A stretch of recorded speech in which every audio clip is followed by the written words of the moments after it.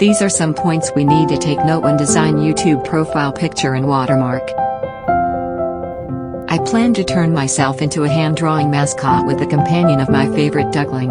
So, I first drafted the character on paper and bring into Photoshop afterwards.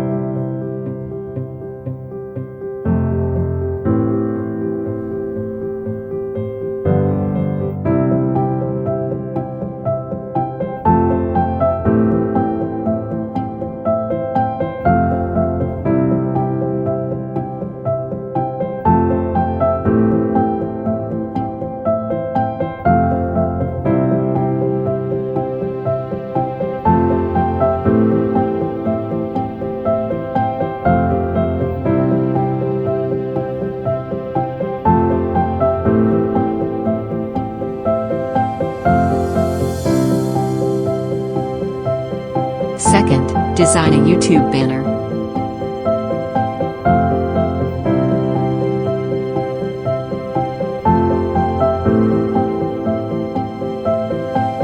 Make sure your images and text are placed in the safe area of 1546 x 423 pixels.